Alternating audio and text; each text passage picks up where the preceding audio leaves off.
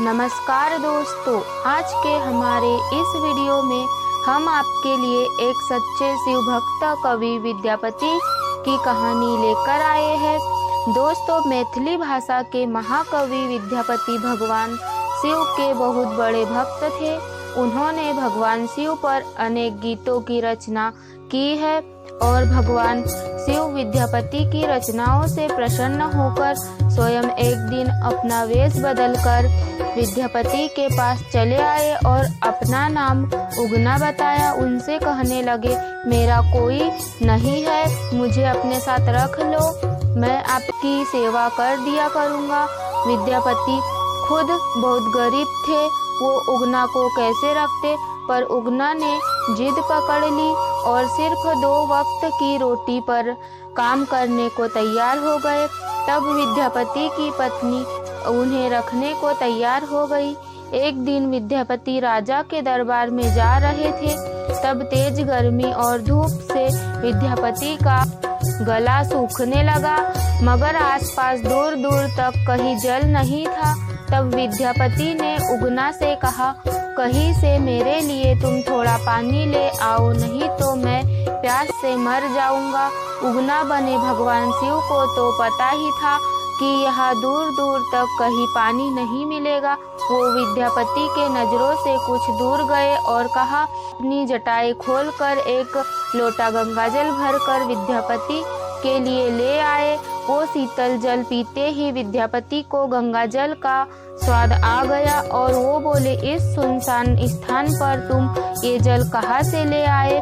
तब उगना कहानियाँ बनाने लगा, परंतु विद्यापति को उगना पर संदेह हो गया कि ये कोई सामान्य व्यक्ति नहीं बल्कि स्वयं भगवान शिव है। वो विद्यापति ने उगना को हे भोलेनाथ कहकर पुकारा और उनके पैर पकड़ लिए। तब हारकर उगना को अपने वास्तविक स्वरूप में आना पड़ा।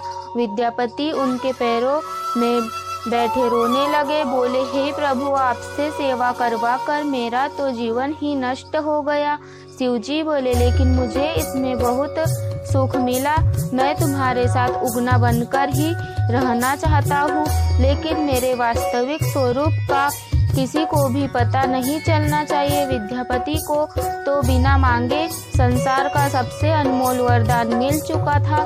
वो राजी हो गए और उगना और विद्यापति पहले की तरह रहने लगे।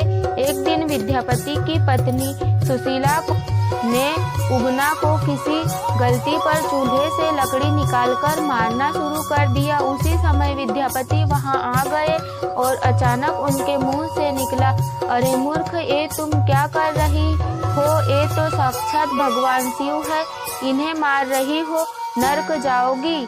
विद्यापति के मुंह से जैसे ही ये बात निकली, भगवान शिव अंतर्ध्यान हो गए। इसके बाद उगना बने भगवान शिव को विद्यापति यहाँ वहाँ जंगलों में उगना उगना कहकर पुकारने और रोने लगे। विद्यापति की ऐसी दशा देखकर महादेव प्रकट होकर बोले, विद्यापति, मेरा भेद अब प्रकट हो गया है, अब मैं तुम्हारे साथ नहीं रह सकता। स्वरूप के प्रतीक के रूप में मैं तुम्हारे पास शिवलिंग के रूप में विराजमान रहूंगा। तभी वहां अचानक स्वयंभू शिवलिंग प्रकट हो गया, जो इस समय बिहार में मधुबनी जिले के भवानीपुर गांव में उगना महादेव के नाम से प्रसिद्ध है। तो दोस्तों, आपको उगना बने महादेव की कहानी कैसी लगी कमेंट बॉक्स में लिखकर जरूर बताइए और चैनल को सब्सक्राइब करना ना भूलें। धन्यवाद।